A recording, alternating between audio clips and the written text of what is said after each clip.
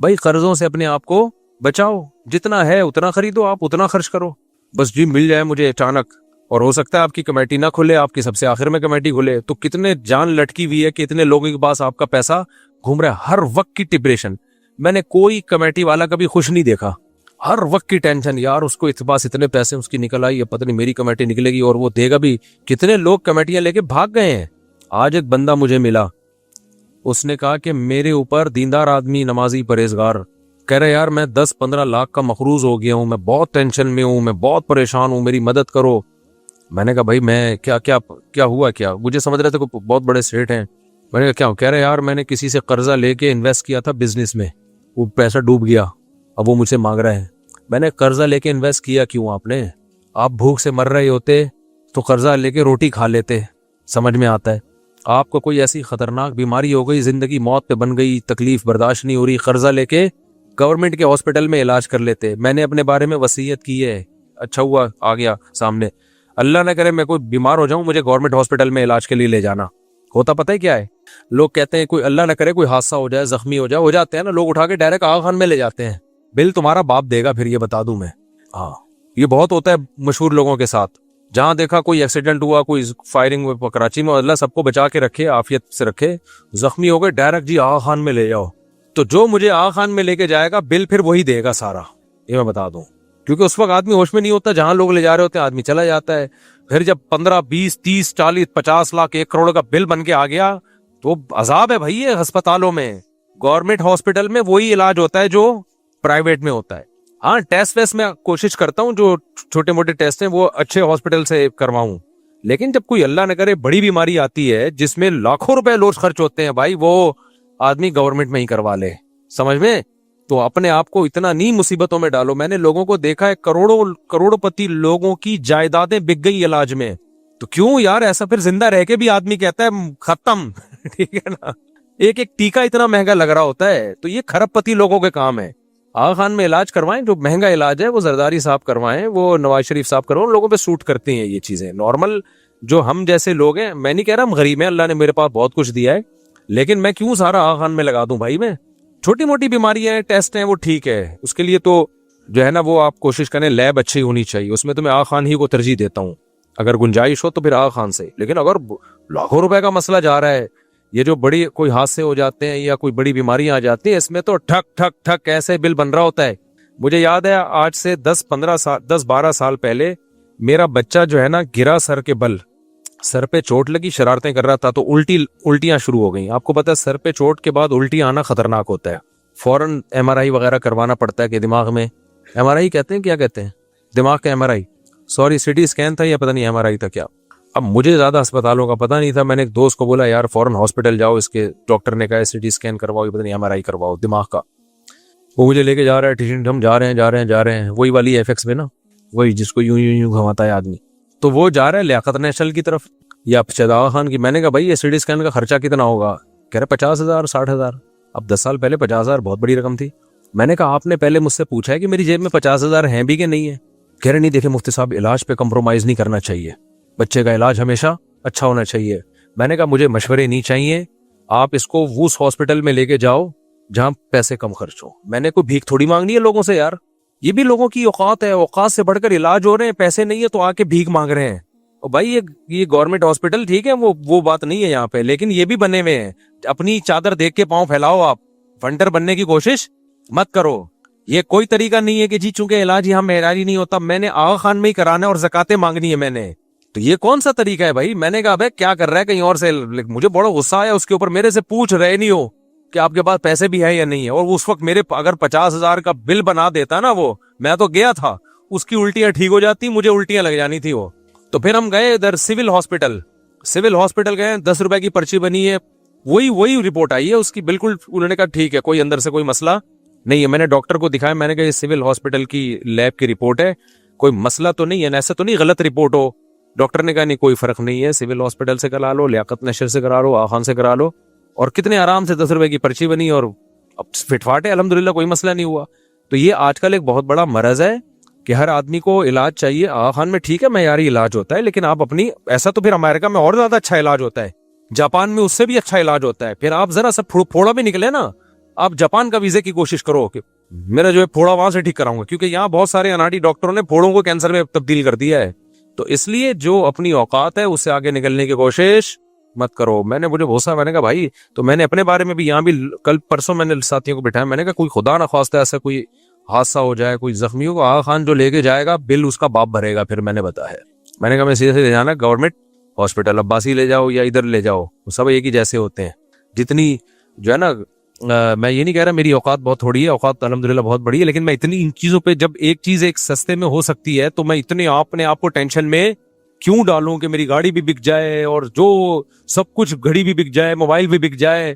تو بھائی اگر بہت ہے، اتنا ہے کہ تعلقات ہیں یا آپ مسلم، آپ کی اسٹیل ملیں چل رہی ہیں، پھر تو ان کے لیے یہ غریبوں والی باتیں کر رہا ہوں جب میں کر رہا ہوں نا، گھٹیا باتیں ہیں. لیکن اگر اتنا نہیں ہے آپ کے پاس کہ خربوں اربوں روپے نہیں ہے، تو پھر نارمل علاج کراؤ جیسے سب لوگ کراتے ہیں، ٹھیک ہے نا. تو اس سے زیادہ آگے بڑھنے کی کوشش نہ کرو. میں سمجھتا ہوں سب سے بڑی ٹینشن یہ ہے کہ انسان کسی کے سامنے ہاتھ پھیلا. مار دو یار، ہمیں جان سے مار دو، ہم ہاتھ نہیں پھیلاتے انشاءاللہ. میری تو یہ ہے کہ یار مارنے دو مجھے آرام سے. ہمارے حضرت کی بھی یہ سوچتی، بیمار ہو جاؤں نا مارنے دینا آرام سے. تو میں تو یہ، میرا یہ نظریہ، اللہ آزمائش سے بچائے، کیونکہ بعض دفعہ آدمی باتیں بہت بڑی کر رہا ہوتا ہے، جب آزمائش میں آتا ہے تو اس کی اوقات سامنے آتی ہے. لیکن اب تک جو میری سوچ ہے وہ یہ ہے کہ بھائی بیماری میں مرنے دینا، ایسا خرچہ ہمارے اوپر نہ ڈال دینا کہ کل ہمیں لوگوں کے سامنے ہاتھ پھیلانا پڑے. موت ہمیں قبول ہے، مرنا تو آج نہیں تو کل مرنا ہی ہے نا. کیا خیال؟ یہ نہیں ہونا چاہیے بڑے بڑے اتنے مہنگے. تو مجھے بھی میں بتا دوں، اگر کوئی مجھے آغا خان لے گیا نا، اللہ سب کو عافیت والی زندگی دے، ہمیں بھی ہر طرح کی حادثہ سے بچائے. تو اگر کوئی لے جائے نا حادثاتی اس میں، ہاں مجھے پتا ہو کہ اتنا خرچہ ہوگا آغا خان میں، پھر میں اپنا سرمایہ اور اپنا حساب دیکھوں، ایک اماؤنٹ پتا ہو نا، پھر میں فیصلہ کر سکتا ہوں آغا خان میرے لیے سوٹیبل ہے یا نہیں. لیکن جب ایسے زخمی حالت میں یا کوئی ایسی ایمرجنسی میں جاتے ہیں، پتہ نہیں ہوتا پیشنٹ کو کیا ہونے والا ہے تمہارے ساتھ. بل جب بن کے آئے گا نا، آدمی کے ہوش اڑ جاتے ہیں. میں نے اپنی زندگی میں اپنے ریلیٹیوز کو دیکھا ہے، جائیدادیں بک گئی، زیرو پہ آ گئے، روڈ پہ آ گئے، وہ سب کچھ علاج میں خرچ ہو گیا ان کا، پھر بھی قرضہ ان کے اوپر، ساری زندگی ان قرضوں کو اتارنے میں لگ گیا. تو اس لیے فنڈر بننے کی کوشش کرو ہی نہیں، اور زیادہ آگے جاؤ نہیں. سب سے پہلے اپنا جنرل فزیشین جو ہے نا، جو گھریلو گلی محلے کا ڈاکٹر ہوتا ہے، یہ بھی ہلکی چیز نہیں ہوتا. لوگ اس کو لفٹ ہی نہیں کرا رہے ہوتے. جو غریبوں کے علاقے کا ڈاکٹر ہے نا، بہت ایکسپرٹ ہوتا ہے وہ. آج مجھے ایک بڑے ڈینٹسٹ سے میری ملاقات، انہوں نے بتایا کہ یہ جو جنرل فزیشین ہوتے ہیں نا، جو غریبوں کے علاقوں میں ہوتے ہیں، جن کی بہت کم فیس ہوتی ہے، یہ زیادہ ایکسپرٹ ہوتے ہیں، کیونکہ ان کے پاس ایسے ایسے کیس آتے ہیں، پوری زندگی انہوں نے آڑے ترچھے لوگوں کو ہی سیدھا کیا ہوتا ہے. سمجھ رہے ہیں؟ تو یہ ہلکے نہیں ہوتے، اس کو لفٹ نہیں کرا رہے ہوتے، ایک دم ڈائریکٹ پہنچنا ہے جی. وہ جو 5,000 روپے انٹری کی فیس لے رہا ہے، تو اتنا مسئلہ نہیں ہے. میں جانتا ہوں، ایک میرا پیٹ دفعہ خراب ہو گیا تھا، تو ایک پیٹ کے اسپیشلسٹ تھے، یہاں بیٹھتے تھے تو ان کی فیس پتہ نہیں 4,000 تھی. اورنگی ٹاؤن گیا تو 500 روپے فیس ہے ان کی. وہی دوائیاں یہاں بھی لکھ کے دے رہے ہیں، وہی وہاں بھی لکھ کے دے رہے ہیں. تو میں نے کہا ڈاکٹر صاحب یہ ادھر 4,000 فیس ہے، ادھر 500 روپے ہے. تو انہوں نے کہا بھائی وہاں پیسے والے لوگ رہتے ہیں تو 4,000 فیس ہے، ادھر بیچارے غریب لوگ رہتے ہیں. تو میں نے کہا ہم پھر ادھر ہی آگے رہ لیتے ہیں، کیا خیال ہے؟ تاکہ ہم بھی پیسے والے، علاج میں ہمارا خرچہ بچے گا. لیکن اس کو اورنگی ٹاؤن والے لفٹ نہیں کرا رہے ہوں گے وہاں پہ کہ 500 روپے فیس ہے، یہ کیا علاج کرے گا؟ علاج تو ادھر ہوگا، ناظم آباد میں ہوگا، ڈیفینس میں ہوگا. ابے وہاں بھی یہی بیٹھا ہوا ہوگا، پرچی الگ کٹ رہی ہوگی. تو آغا خان والے بھی وہی ٹیکا لگا رہے ہوں گے جو سول ہاسپٹل میں لگ رہا ہوگا. پھر بھی اگر بہت پیسہ ہے تو پھر آغا خان میں کراؤ، بہت زیادہ اگر ہے تو پھر صحت پہ کمپرومائز نہ کرو. لیکن اتنا پیسہ قابلہ کرنا آسان کام نہیں ہے بھائی. اچھا یہ میں واقعہ مکمل کر دوں تو وہ کہہ رہے تھے میں نے 8-10 لاکھ روپے کہیں سے قرضہ لے کے کاروبار میں لگا دی. اس سے مجھے یاد آیا کہ آغا خان میں جو لے کے جائے گا نا مجھے، بل کون بھرے گا؟ خود ہی بھرے گا وہ. تو اب اس میں کیا مسئلہ ہے؟ وہ کہنے لگے کہ میں پھنس گیا، میں یہ ہو گیا. یہ بہت کیسز آ رہے ہیں، میں نے فلاں سے ادھار لیا، کاروبار میں لگایا. پر بھائی تیرے پاس جب پیسے نہیں تھے تو ادھار لے کے کاروبار میں لگایا کیوں تم نے؟ ہوس ہے، ہوس، ایک دم مالدار بننے کا شوق. اپنے پاس دھیلا نہیں ہے تو لوگوں سے لے کے لگا دو. اور وہ بڑا بے وقوف ہے جس نے دیے ہیں. اب کہہ رہے ہیں، وہ لوگ کہہ رہے ہیں کہ وہ میرے اوپر سر پہ کھڑا ہوا ہے جس کے پیسے میں نے لیے تھے. میں نے کہا بھائی بات یہ ہے کہ جب آپ نے کسی کا پیسہ لے کے لگایا، اگر وہ ڈوب گیا تو اسلام میں نقصان انویسٹر کا ہوتا ہے، محنت کرنے والے کا نہیں ہوتا. محنت کرنے والے کا بس یہ نقصان ہے کہ اس کی محنت ضائع ہو گئی، تو بنتا ہی نہیں ہے. کیا خیال ہے؟ اب تو ٹینشن اس کو ہونی چاہیے، آپ کو تھوڑی ہونی چاہیے ٹینشن. یہ خوب اچھی طرح سمجھ لو، جب کوئی کاروبار کے لیے پیسہ مانگے نا اور آپ دو تو سمجھ لو اب شرعی لحاظ سے بھی واپس نہیں لے سکتے. مفتی کے پاس کیس آئے گا, مفتی اس کو فیور دے گا, آپ کو فیور نہیں دے گا, کیونکہ جب کاروبار میں پیسہ ڈوبا تو جس کا پیسہ تھا اسی کا ڈوبا ہے, آپ کا تو پیسہ ہی نہیں تھا تو ڈوبا کہاں سے. تو میں نے کہا میرے بھائی تو نے 10 لاکھ لیے ہوں, 10 کروڑ لیے ہوں, 15 کروڑ لیے ہوں, جب کاروبار میں نقصان ہو گیا تو نقصان تو انویسٹر کا ہے. اب آپ کہہ سکتے ہیں اسلام نے انویسٹر پہ بڑا ظلم کیا, یہ تو کہہ سکتے ہیں نا بھائی. بات یہ ہے کہ جس کے پاس پہلے ہی پیسہ نہیں تھا اس کو پیسہ کا پابند بنا دینا یہ زیادہ بڑا ظلم نہیں ہے کیا؟ کیونکہ کاروبار میں کبھی پروفٹ ہوتا ہے کبھی لاس ہوتا ہے. اس کے پاس اتنا پیسہ ہے نہیں کہ کاروبار میں لگا دے وہ, اور لاس بھی اس کے اوپر ڈالا جائے وہ تو زمین میں گڑ جائے گا. ہاں اس کی حماقت سے لاس ہوا ہے تو پھر اس کی ذمہ داری ہے. یعنی اس نے جیسے دکان کھولی چھوڑ گیا, رات کو سونے کی دکان کھولی, پیسہ آپ نے دیا, دکان وسیم نے بنائی, سونے کی دکان کھولی ہے اور سو رہا ہے اس میں. یہ دکان کس کی کھولی تھی اس نے؟ سونے کی, گولڈ کی دکان کھولی اور سو رہا ہے. چور سارا گولڈ لے کے چلے گئے. اب اس کو بھرنا پڑے گا کیونکہ یہ نقصان کس سے ہوا ہے؟ اس کی کوتاہی سے ہوا ہے. سونے کی دکان کون تالے لگائے بغیر چھوڑ دیتا ہے؟ یا اس نے کاروبار میں قیمت اتنی کم رکھی کہ اس کی حماقت تھی, اس سے نقصان ہو گیا. جہاں مزدور کی یا جو مزاربت پہ کام کرنے والا آدمی ہے اس کی حماقت سے جو نقصان ہوگا اس کا تو وہ ہوگا. جو قدرتی طور پہ کاروبار میں اب ہوتا ہے, کاروبار میں کسٹمر ہی نہیں آ رہے, تو وہ ٹوٹلی نقصان کس کا ہے؟ انویسٹر کا ہے. تو یہاں ایک اشکال ہوگا کہ انویسٹر بیچارے کا کیا قصور ہے؟ انویسٹر کا یہ قصور ہے تو نے پیسے دیے کیوں؟ تو پاگل ہے, تجھے اتنی عقل نہیں ہے کہ جیب جو اللہ نے ہم لوگ جو جیبیں سلواتے ہیں, کوئی سائڈ کی کوئی اوپر کی, وہ اس لیے کہ اپنے پیسے کہاں رکھیں. یہ جو دوسروں کی جیبیں ہیں یہ آپ کے پیسے رکھنے کے لیے نہیں ہے. دوسرے کا اکاؤنٹ دوسرے کے پیسوں کے لیے کھولا ہے, آپ نے دوسرے کا اکاؤنٹ کھول لیا اپنا پیسہ رکھنے کے لیے, تو آپ سے بڑا تو اسلام آپ کو اس حماقت اور بیوقوفی کی سزا دیتا ہے. اور دنیا میں جتنے بھی لا ہے نا, ساری دنیا کی عدالتوں کا بھی یہ لا ہے کہ اگر آپ نے کسی کو پیسہ دیا اور وہ کھا گیا تو آپ قانون کے ذریعے نہیں لے سکتے. ہر جگہ عدالت کیا کرے گی؟ عدالت صرف یہ کرے گی جس نے پیسہ کھایا اس کو بلائے گی. پاکستان کا بھی یہ لا ہے, بلائے گی کہ آپ نے واقعی کھایا, آپ کا ہاں میں کھایا, میں دل سے مانتا ہوں کہ میں نے وسیم کے 1 کروڑ روپے کھائے ہیں. عدالت کہے گی کہ آپ واپس کریں, آپ بول دو میں نہیں کر سکتا واپس. نہ اس پہ پوری دنیا میں کوئی جیل ہے, پوری دنیا میں پاکستان سمیت کچھ بھی نہیں ہے. عدالت کہے گی کتنے دے سکتے ہیں, کائنڈلی کچھ تو بولے نا آپ کہ میں 5 روپے دوں گا ہر مہینے. کتنے دوں گا؟ 5 روپے. اور آپ بولے میرے اتنے خرچے, کوئی ثبوت وبوت بھی نہیں زیادہ مانگے جاتے اس پہ. عدالت کہے گی چلو ہر مہینے کتنے دے دو؟ 5 روپے. کورٹ کہے گی میرے خزانے میں جمع کرا دو, اور پھر ہم اس بندے کو, وہ بندہ 50 روپے کا پیٹرول خرچ کر کے کیا لینے جائے گا؟ 5 روپے. اس کے بعد پھر ایک دن آپ نے کہا میں نہیں دے رہا, اس دفعہ میرے پاس 5 روپے نہیں. عدالت پھر نوٹس بھیجے گی, آپ کورٹ میں گئے, جج نے پوچھا کیوں نہیں دے رہا؟ تو نے پکا وعدہ کیا تھا میں ہر مہینے 5 روپے دوں گا. سر وہ مسئلہ یہ ہے, میرے ماموں کا انتقال, میری نانی کا انتقال, میرے گھٹنے میں مسئلہ, میرے فلانے میں مسئلہ, میں 5 روپے نہیں میں 2.5 روپے دوں گا. عدالت کہے گی بدتمیز, شرم نہیں آتی؟ آئندہ 2.5 روپے پابندی. اس سے زیادہ دنیا میں کہیں نہیں ہے. آپ سمجھ رہے ہیں میں مذاق کر رہا ہوں, حقیقت بتا رہا ہوں میں. عدالت کہے گی آئندہ, وہ بھی بہت ہی کوئی سخت قسم کا جج ہوگا نا, وہ ڈانٹے گا بدتمیز 2.5 روپے دینا پابندی سے. پھر 2 پہ آ گئے, 1.5 پہ آ گئے, بولے ہے ہی نہیں, کوئی لا نہیں ہے. آخر میں جب آپ وکیلوں کو تنگ کرو گے, جج کو چڑھ جاؤ گے نا جج کے اوپر, جج بولے گا دیے کیوں تھے. اور بالکل صحیح کہہ رہا ہے وہ جج, دیے کیوں تھے؟ کوئی ڈکیتی کر کے تھوڑی لے کر گیا, تم سے چوری کر کے, تمہاری رضا سے لے کر گیا ہے, تو تم نے ٹرسٹ کی بیس پہ دیا ہے نا, تو تمہارا ٹرسٹ ہی غلط تھا. تو تم خود, اور یہ لا ہے کہ بھئی آپ ایک آدمی پہ اعتماد کر کے دے رہے ہو نا, اعتماد کر کے دے رہے ہو, تو آپ سے اعتماد میں غلطی آپ سے ہوئی ہے. اس چوری کر رہا ہوتا, ڈکیتی کر رہا ہوتا تو پٹتا, پھر تو چور کا ہاتھ کاٹ دیا جائے, یہ کر دیا, پر بہت سارے قوانین ہیں. آپ نے اپنی خوشی سے جب پکڑا دیا نا, تو بھئی ٹرسٹ ہی پہ چلے گا. اب یہ اب وہ اگر منہ سے کہہ رہا ہے کہ میرے پاس نہیں ہے, تو ٹرسٹ کرو کہ واقعی نہیں ہے. وہ تو ہوتا ہی ہے, وہ پھر لینڈ کروزر میں گھوم رہے ہوتے ہیں اور کہہ رہے ہیں میرے پاس نہیں ہے. آدمی کہتا ہے میں کیسے کہہ رہے جیسے پہلے ٹرسٹ کیا تھا, اب بھی کیا کرو, ٹرسٹ کرو. تو اس لیے میرے بھائی, ہمارے حضرت مفتی رشید احمد صاحب بار بار یہ بات کہتے تھے کہ اس زمانے میں کسی کو پیسہ دینے والا بے وقوف, اور جو لے کے واپس کر دے وہ اس سے بڑا بے وقوف. یعنی مطلب یہ تھا کہ دینے چاہیے, ایسا نہ ہو کہ نہ دیں آپ. وہ اس لیے بڑا بے وقوف ہے کہ اس کو پتہ ہی نہیں کہ اگر میں نہیں دیتا تو بھی یہ نہیں نکال سکتا تھا, اس سینس میں اس کو بے وقوف کہا ہے. تو وہ مجھے کہنے لگے میرے اتنے لاکھ, آپ لوگوں سے کہیں میری مدد کریں, زکوٰۃ دیں. میں نے کہا بھائی میں نہیں کہوں گا کسی سے. حماقت کس کی ہے؟ تمہاری. اور وہ تم سے بڑا بے وقوف جس نے تمہارے ہاتھ میں 10 لاکھ تھما دیے کہ جا بیٹا بزنس کر, اور آدھے میرے آدھے تیرے. اس کو ہی نہیں پتا کہ وہ جب محنت کرے گا پورا رقم اس کے پاس آئے گی تو کیوں دے گا وہ آپ کو. تو اس لیے میں نے کہا کیونکہ ایسے لوگوں کے ساتھ تعاون کرو نا آپ, تو پتہ ہے کیا ہوتا ہے, پھر اگلی دفعہ 20 लाख रुपए लेंगे किसी से कि पहला तजर्बा नाकाम हो गया, अब सही तरह से। ये हवस कभी भी खत्म नहीं होती, कभी भी खत्म नहीं। जितना है उस पे कनात करो, उसी को डबल करने की कोशिश कर लो।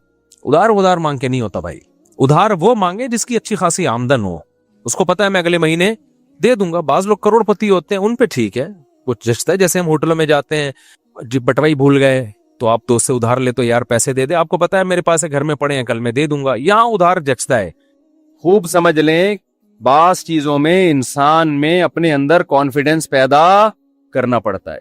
तो ये मैंने घर का वाकया सुनाया, लेकिन उसूली तौर पर ये रफाही इदारों के बारे में भी है, मस्जिदों के बारे में भी है, मदरसों के बारे में भी है कि आप जब किसी से पूछ रहे हैं, ऐसे नहीं कि हर ऐरा गैरा आके पूछना शुरू करते कि भाई तू साइकिल पे घूमता था, तूने यतीम खाना जब से खोला है, तेरे तो हर साल हज हो रहे हैं, तो ये काइंडली आप बताएंगे कि ये क्या कहां से आ रहा है।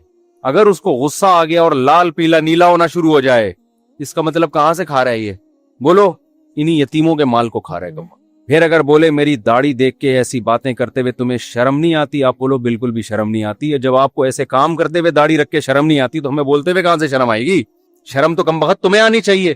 फिर अगर वो बोले कि मैं बद्दुआएं करूंगा, आप बोलो भाई अभी कर ले, अभी कर ले, ताकि तुझे हसरत ना रहे कि मैंने किसी के खिलाफ बद्दुआ नहीं की। तो इन वो मशहूर मकूला है ना कि कौवे की बद्दुआओं से अगर बैल मरने लगे तो कोई बैल दुनिया में जिंदा रहेगा? बताओ, कौवों के खाने का भरपूर इंतजाम कब होता है? जब कोई भैंस या बैल मर जाती है। 6 महीने तक कौवों का पेट भरता है। हर कौवे की ख्वाहिश है कि जितने बैल और भैंसे हैं सब मर जाएं। सुबह ये जो कौवे काएं काएं कर रहे होते हैं ना, ये बैलों के खिलाफ बद्दुआएं कर रहे होते हैं असल में, कि अल्लाह करे ये भी मरे। जैसे बिदाती मौलवी, अगर कोई महल्ले में मैयत ना हो तो वो टेंशन में आता है कि मेरे खाने पीने का इंतजाम खत्म हो गया। ऐसा होता है ना, कोई घर, अब तो यहाँ शहरों में कम हो गया, गांव देहातों में बहुत होता है कि एक आदमी के घर में मैयत हो गई तो वहां कोई बिदती मौलवी था, उसके मजे लग गए। ये साले सवाब के नाम पे बिरयानियां बोड़े जा रहे हैं, खाना खाए जा रहा है। बाज लोग गरीब होते हैं लेकिन अल्लाह ने उनमें गैरत बड़ी रखी है। मुझे ऐसे लोग याद रह जाते हैं। मैं जब यहाँ आया इमामत के लिए कई साल पहले, तो लोग अकीदत मोहब्बत में उलमा की दावत करते हैं, उनकी अपनी अकीदत, उनकी अपनी मोहब्बत, उनको हम मलामत नहीं करते। उनके ईमान का तकाजा यही है कि वो उलमा की दावत करें। हमारी मसरूफियात का तकाजा ये है कि ये नहीं कि जो भी बुला रहा है बस घर का खाना ही छोड़ दे आदमी। किसी ने कहा ना कि मैं बिदती मौलवी की एक निशानी मैं बताता हूँ, वो मरते दम तक अपने घर से कुछ खाया नहीं करते। तो अब मेरी दावतें शुरू हो गई। मेरे साथ एक पठान था, बाजोड़ का था, या पता नहीं दीर बुनेर का, मुझे याद नहीं। वो बेचारा गन्ने का रस लगाता था इधर सदर में गन्ने का रस बेचता था वो, और गुर्दों का मरीज था। बहुत गरीब। ऐसे गरीब को अगर फ्री में ऑफर आए वो तो खुश होगा ना, वो तो खुश होगा। अब मेरी जब 2-3 दावतें हुई तो मैं उसको भी ले गया साथ में। शुरू में हमें तजर्बा नहीं था कि दावत का इनकार कैसे किया जाता है ना। अब लोग जबरदस्ती ले जाते हैं, चल भाई अब मना करेंगे तो। अब अल्लाह का शुक्र है पता है कि कैसे इनकार करना है ना। तो 2-3 दावतों में जाके मैं तो फिर साइड पे हो गया ना। मैंने कहा भाई हमारा अब इसके अलावा क्या कोई काम ही नहीं है। उसके घर के कोफ्ते अच्छे हैं, वो पाए अच्छे बनाता है, वो बिरयानी अच्छी बनाता है, तो वो चबली कबाब अच्छे बनाता है, तो बनाता है भाई। अब ये तो नहीं कि हम इसी काम में लगे रहें। तो जिसने जो दावत कर रहा था ना मुसलसल, उसने किसी और मौलाना साहब को पकड़ लिया। उसका बहरहाल एक अच्छा जज्बा था, उसको तो मैं नहीं कहूंगा। उसने कहा यार मेरे घर में कोई ना कोई दीनदार होना चाहिए दस्तरखान पे, उसका ये जज्बा था। अब किसी दूसरे मौलाना को पकड़ा, वो बार बार जा रहे हैं और ये भी साथ में ना। तो एक दिन वो मौलाना बेचारे दावत में पहुंचे हुए, ये यहीं बैठा हुआ, मस्जिद में पीछे बैठा हुआ। मैंने कहा यार आप नहीं गए दावत में? कहता है मुफ्ती साहब, गैरतमंद आदमी घर पे के खा के जो खुश होता है वो दूसरे के दस्तरखान पे खुश नहीं होता। मुझे इतना मजा आया उसका ये जुमला सुन के। मैंने कहा ये मालदार होता फिर मसला नहीं था, इतना गरीब होके भी अब इसको शर्म आने शुरू हो गई है कि यार ठीक है अगला तीबे खातिर से दावत दे रहा है, लेकिन अपने घर की सूखी रोटी ये दूसरे के दस्तरखान की बिरयानी से बेहतर है। अच्छा, मेरी आदत होती है ऐसे खानदानी आदमी को तलाश करके फिर उसके साथ ताउन करूं मैं। ऐसे गैरतमंद लोगों के साथ ताउन करे इंसान। हमारे हजरत मुफ्ती रशीद अहमद साहब रहमहुल्लाह ताला एक वाकया सुनाया करते थे, बस वो बता के अपनी बयान खत्म करता हूँ। आज तो मैं अभी पहुंचा हूँ सफर से, तो नींद हुई नहीं है।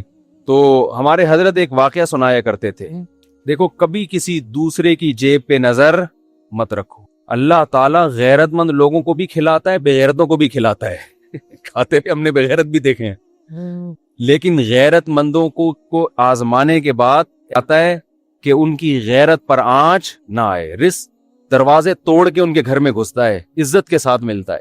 اور جس نے مخلوق کے سامنے ہاتھ پھیلا دیے یا 2 نمبر طریقے سے پیسہ کمانے کی کوشش کر لی، تو سب سے پہلی پھٹکار اس پہ یہ برستی ہے کہ اللہ اسے ہمیشہ کے لیے مخلوق کے در کا محتاج بنا دیتے۔ اب انہی کے در پہ جانا، ساری زندگی مانگتا ہی رہے گا۔ یہ بڑا عذاب ہے آخرت کے عذاب سے بھی، یہ آخرت کے عذاب سے زیادہ بڑا عذاب ہے۔ تو ہمارے حضرت ایک واقعہ سنایا کرتے تھے، پہلے پرانا سعودی عرب کا، شاید اس وقت یہ سعودی حکومت نہیں تھی، تو ارض حجاز کہا جاتا تھا نا سعودیہ کو۔ حجاز کی سرزمین کا کوئی بادشاہ تھا، کوئی حکومت پلٹی، بغاوت ہوئی، تو وہ بادشاہ بیچارہ ملک بدر ہو گیا، شہزادہ تھا۔ تو تھا یہ کہ جب وہ شہزادہ تھا تو ہندوستان سے کوئی شخص گیا حج کرنے یا عمرہ کرنے، تو اس شہزادے نے اس کا بڑا اکرام کیا۔ عرب لوگ بڑا اکرام کیا کرتے تھے حاجیوں کا اور عمرہ کرنے والوں کا۔ تو اس ہندوستانی نے اس شہزادے سے کہا کہ میں ایک غریب آدمی ہوں، آپ نے مجھے اتنی عزت دی صرف حاجی ہونے کی وجہ سے یا عمرہ کرنے والے کی وجہ سے، کبھی آپ کو زندگی میں ضرورت پڑے اور ہندوستان آنا ہو تو میرے گھر ضرور آئیے گا۔ حالات کا کچھ پتہ نہیں ہوتا۔ اس شہزادے نے ہنس کے کہا کہ میں شہزادہ ہوں بھائی، مجھے تیرے گھر ہندوستان جانے کی کیا ضرورت ہے، میں شہزادہ ہوں بھائی، میں کیوں کسی کے در پہ ہاتھ پھیلاؤں۔ اس نے پھر بھی احتیاطاً اس کو ایڈریس دے دیا، کبھی آنا ہو ہندوستان تو آ جانا۔ اللہ کی قدرت کے بغاوت ہوئی۔ آپ کو پتہ ہے جب بغاوتیں ہوتی ہیں تو بادشاہ فقیر ہو جاتے ہیں، بھکاری بن جاتے ہیں در در کے۔ یہ شہزادہ ملک بدر ہو گیا، بھاگ گیا، کہاں جاؤں، کون ٹھکانہ دے گا اس کو۔ وہ اپنا پرانا دوست یاد آیا ہندوستان میں۔ یہ سفر کرتے کرتے، ایڈریس تلاش کرتے کرتے اس ہندوستانی کے گھر میں پہنچا، دروازہ نوک کیا، اس نے پوچھا کون ہے، کہا میں وہ ہوں۔ یہ حیران ہو گیا کہ یار یہ شہزادہ آج میرے در پہ کیسے۔ اس نے اپنی حالت بتائی کہ بھئی بات یہ ہے کہ حالات خراب ہو گئے، بغاوت ہو گئی، میں مجبور ہو گیا، تو مجھے ٹھکانہ چاہیے۔ اس کمبخت نے ایک شعر پڑھا جس میں اس کی توہین، وہ شعر فارسی میں اس کا مفہوم آپ کو بیان کرتا ہوں کہ حاجت اور ضرورت ایسی چیز ہے جو بادشاہوں کو بھی گیدڑ بنا دیتی ہے۔ کہ تو بادشاہ تھا اور حالات نے تجھے کیا بنا دیا، آج گیدڑوں کی طرح کھڑا ہوا ہے میرے در پہ۔ دیکھو حاجت کیسی چیز ہے، فقیر شہزادوں کو بھی کیا بنا دیتی ہے، گیدڑ بنا دیتی ہے۔ یہ چونکہ شہزادہ ہے، شہزادوں والے بلڈ تو وہی تھا نا اس میں، شہزادوں والا۔ اس نے شیر کا جواب شیر میں دیا، غضب میں آ گیا نا۔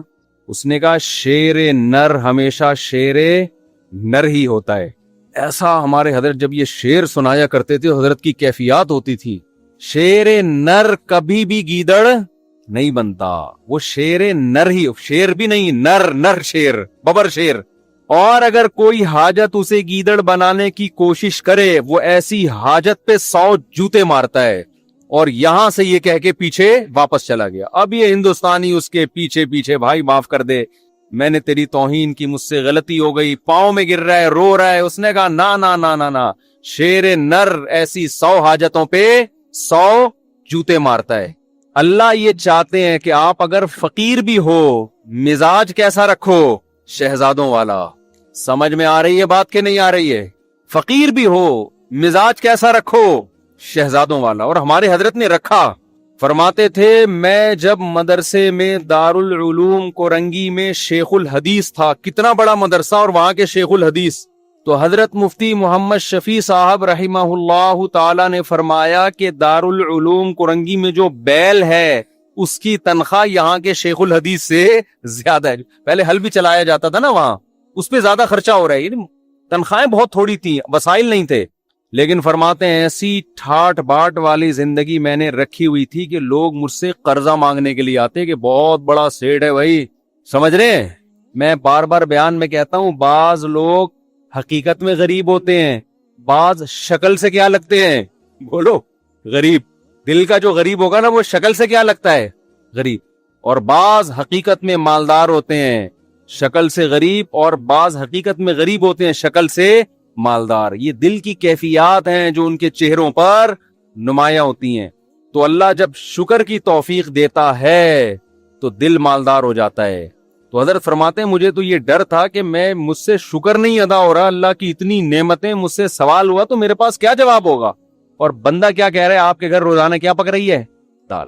لیکن بندی اگر جو گھر میں ہے وہ ٹھیک ہو تو پھر یہ کیفیت ہوتی ہے. سمجھ میں آ رہی ہے بات؟ نہیں آ رہی میرا خیال ہے. مہمان نے کہہ دیا آپ کے گھر میں روز دال پک رہی ہے، بندہ افورڈ کر سکتا ہے، یہ تانا برداشت کر سکتا ہے، بھائی ہم جو پکا رہے ہیں تو نے کھانا ہے کھا، نہیں تو پتلی گلی سے نکل، یہی ہوگا نا. لیکن اگر بیگم کہہ دے کہ ہمارے گھر میں روز کیا پک رہا ہے؟ دال، تو اگر شوہر کنجوس ہے، کمبخت، پیسے ہیں خرچ نہیں کر رہا، پھر تو 6 تانے میری طرف سے اور دینے چاہیے. اس کمبخت دیا ہے اللہ نے تو بیوی کو دال کیوں کھلا رہا ہے؟ ہاتھ کھول اپنے گھر والوں پہ، کھلا، اللہ تجھے کھلائے گا. ایسے کنجوس بھی الحمدللہ ہم نے دیکھے ہیں، بے تحاشا پیسہ اللہ نے دیا اور پیاز خرید رہے ہیں داغ والے منڈی میں. وہ مسکراتے ہوئے آلو دیکھے آپ لوگوں نے؟ آلو کی 2 قسمیں ہیں، ایک آلو جو نارمل کنڈیشن میں ہوتا ہے، نہ رو رہا ہوتا ہے نہ ہنس رہا ہوتا ہے. کچھ آلو آپ کو روتے ہوئے نظر آئیں گے، کچھ ہنستے ہوئے نظر آئیں گے. یہ سستے ہوتے ہیں کیونکہ یہ ہنسی کی بات ہے نہیں اور آلو ہنس رہا ہے، تو اس کا مطلب یہ اس میں کوئی فالٹ ہے نا، یہ سستا آلو ہے. لیکن یہ آلو جب آپ گھر میں لے کے جاتے ہو تو گھر والوں کو آلو چھیلنے میں محنت کرنی پڑتی ہے. اللہ نے اگر پیسہ دیا ہے تو بھائی تو ذرا مہنگے آلو خرید لے یار، کیوں گھر والوں کو ٹینشن دے رہا ہے؟ تو میں پہلے تو جمعرات بازار، جمعہ بازار میں خود ہی شاپنگ کرتا تھا نا جا کے، اب تو یہ گارڈ وارڈ کا سیٹ اپ آ گیا. تو میں نے دیکھا ایک صاحب تلاش کر رہے تھے چھوٹے جو ہم اپنی بکری کو کھلاتے تھے. میں نے کہا یار تھوڑا سا بڑے درمیانے سائز کے پیاز لے لو. کہتے ہیں مفتی صاحب آپ نے گھر والوں کو لگتا ہے کہ بہت عیاشی میں رکھا ہوا ہے. یہ عیاشی ہے نا، پورا پیاز لے کے جا رہے ہیں آپ. کہہ رہا تھوڑا ٹینشن دے کے رکھنا چاہیے. میں نے کہا اصل میں ٹینشن یا عیاشی کا مسئلہ نہیں، دل میں بولا، اس کو تھوڑی بولا. مسئلہ یہ کہ دل اللہ نے تیرا اس پیاز کی طرح چھوٹا بنایا ہے. لینڈ لارڈ تھا وہ آدمی، لینڈ لارڈ، دل تیرا اتنا چھوٹا سا ہے، تو مر رہا ہے کہ یہ پتہ نہیں قبر میں لے کے جائے گا یہ پیسہ. تو اگر پیسہ ہے پھر تو تانا بنتا ہے، نہ ہو پیسہ پھر عورت کو بھی چاہیے اپنے شوہر کی آمدن میں اس کے ساتھ گزارا کرے. ہمارے حضرت اپنے گھر والوں کی بہت تعریفیں کرتے تھے کہ اللہ نے مجھے ایسی زوجہ دے دی، ایسی زوجہ دے دی، شکر گزار. فرمایا اس غربت میں اس نے میرے ساتھ حضرت تو اس کو غربت نہیں کہتے تھے ان حالات میں، کیونکہ حضرت کہتے تھے وہ غربت تھوڑی ہے، 2 وقت کی روٹی پیٹ بھر کے ملے، غربت کہاں ہے یہ. کہ ان حالات میں کبھی کوئی جملہ ناشکری کا گھر والوں کی زبان سے میں نے نہیں سنا. بس ایک چھوٹا سا واقعہ. کہتے میں گھر والوں کی طبیعت خراب تھی، ڈاکٹر کے پاس لے کر گیا. ڈاکٹر نے کہا ان کو پھل کھلائیں. ان کو کیا کھلائیں؟ پھل. ان کی صحت اس لیے خراب ہو رہی ہے، پھل فروٹ نہیں کھانے کو مل رہے. حضرت کہتے ہیں میرے پاس فروٹ کے پیسے بولو نہیں تھے. تو میں نے ڈاکٹر کو تو نہیں کہا کہ پیسے نہیں ہے، جو آدمی نا ایسے بیٹھ کے پیسے ہی نہیں ہے ایسے شروع ہو جاتا ہے وہاں بیٹھ کے، تاکہ ڈاکٹر زکات تو وہ دینا شروع کر دے. حضرت کہتے ہیں ڈاکٹر نے اپنے علم کے حساب سے صحیح کہا. میں نے دل میں یہ سوچا کہ بھائی اگر میری گھر والے کو فروٹ کی ضرورت ہوتی تو اللہ مجھے فروٹ کے پیسے دیتا. اللہ نے نہیں دیے اس کا مطلب اس کو ضرورت نہیں ہے. اللہ نے نہیں دی اس کا مطلب اس کو ضرورت نہیں ہے. یہ بغیر فروٹ کے ٹھیک ہو جائے گی. لیکن یہ مزاج بیوی کا ہونا بھی بولو ضرور.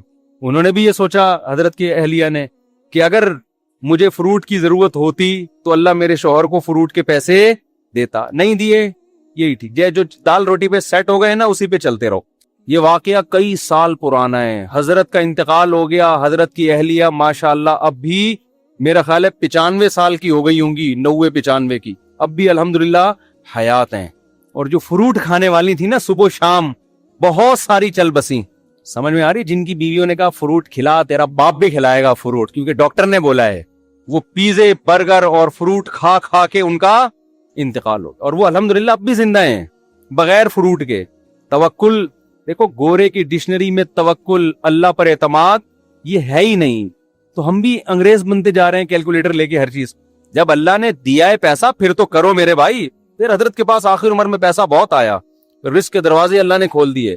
جب اللہ نے رزق کے دروازے کھولے ہیں تو حضرت کا لائف اسٹائل پھر چینج ہوا ہے. پھر وہ اسٹائل نہیں ہے. پھر جو حضرت کا VIP کھانا تھا، یہ میں اس لیے بتا رہا ہوں کہ آج کم بختوں کے پاس پیسہ آ جائے تو رہتے وہ دال پہ ہی ہیں. یہ بھی شریعت کی تعلیمات کے خلاف ہے. جب دے دیا اللہ نے تو کھلاؤ بھائی گھر والوں کو. پھر حضرت کا ناشتہ سیب کے بغیر بولو نہیں. جب یہاں سیب ختم ہو جاتے حضرت کے لیے یورپ سے سیب منگوائے جاتے تھے. حضرت نے کہا سیب کے بغیر ناشتہ، میں سیب لازمی ہے میرے ناشتے کا حصہ ہے. حضرت سیب مارکیٹ سے شارٹ ہے، دیکھو کس ملک میں مل رہا ہے، آرڈر کرو. سیب پیسہ خرچ کیا حضرت نے. نہیں آ رہی میرا خیال ہے بات سمجھ. اور میں خود جاتا تھا حضرت کے گھر کبھی صفائی کے لیے، خدمت کے لیے، تو ماشاءاللہ گوشت، روسٹ، یہ سب چیزیں رکھی ہوتی تھی، بڑا وی آئی پی کھانا، شہد، زیتون، کھاتے کم تھے مگر کھاتے خاندانی. گھر بڑا اچھا، گھر ذاتی نہیں بنایا کہ مسافر خانہ ہے، نکلنا ہے، ذاتی کی کیا ضرورت ہے. جو کرائے کا گھر تھا اسی کو بہت بہترین ڈیکوریٹ کیا ہوا تھا. ایسا گھر جا کے سکون ملتا ہے یار کہ شیش محل میں آ گئے ہیں. کہاں آ گئے ہیں؟ کنجوس آدمی پیسہ آنے کے بعد بھی خرچ بولو نہیں کر. پھر گاڑی حضرت نے رکھی ہے، ایسی گاڑی، شو روم گئے گاڑی خریدنے کے لیے نا کہ بھائی گاڑی چاہیے، اس نے کہا یہ گاڑی، انہوں نے کہا حضرت نے کہا گاڑی دکھا، گاڑی مذاق نہیں کر بھائی تو یہ گاڑی اسٹائل ہی چینج ہوا نا، تکبر والا نہیں، یعنی اللہ کی نعمت کے لیے. آج جب پیسہ ہو تو کنجوس، یہ قرآن کہتا ہے، جب اس کو خیر پہنچتی ہے، پیسہ آتا ہے، منوعا، کنجوس بن جاتا ہے انسان. اور جب قرآن کہتا ہے جب غربت ملتی ہے انسان کو، ناشکرا ہو جاتا ہے. ان الانسان خلق ہلوعا اذا مسہ الشر جزوعا. غربت آتی ہے، چیخنے چلانا شروع کر دیتا ہے، ہائے مہنگائی، ہائے پیسے نہیں ہے، ہائے یہ نہیں ہے، ہائے وہ نہیں ہے. منع کے ابا کبھی سیب بھی کھلا دیا کرو، کب روزانہ دال پہ سیٹ کیا ہوا ہے. شادی سے پہلے تو بڑی بڑی باتیں کرتے تھے، بلکہ تم منع کے ابا بنے کیوں؟ جب تمہاری جیب میں پیسے جب ہوتے تو منع آتا نا مارکیٹ میں. پیسے ہے نہیں، مفتی صاحب کا بیان سن کے منع مارکیٹ میں لائن لگا دی ہے منوں کی. یہ بھی تانے مل رہے ہیں آج کل. جب کھلا نہیں سکتے تھے پیدا کیوں کیا؟ یہ تانا دیتی ہے نا عورتیں. تو منع کا ابا ہونا جو ایک سب سے بڑی خوبی تھی وہ عیب بن گئی ہے سب سے بڑی، کہ پہلے صرف یہ شوہر تھے، اب خاتون کے جو بچہ ہے اس کے ابا بھی ہے، ڈبل رشتہ ہو گیا نا. لیکن یہی رشتہ اب کیا بن گیا ہے؟ تانا. تو قرآن کہتا ہے انسان جو ناشکرا ہے، جب غربت ملتی ہے اس کو شور شرابہ، چیخنا چلانا، شکر نہیں ادا کرتا، جزا فضا صبر نہیں کرتا. وَإِذَا مَسَّهُ الْخَيْرُ مَنُوعًا. جب دولت کے انبار لگتے ہیں، ریل پیل کنجوسی کرنا شروع کہ ختم نہ ہو جائے. إِلَّا الْمُصَلِّينَ. قرآن کہتے ہیں ہاں کچھ لوگ ایسے ہیں جب غربت ہوتی ہے تو صبر کرتے ہیں، جب دولت آتی ہے تو سخاوت کے دریا بن جاتے ہیں.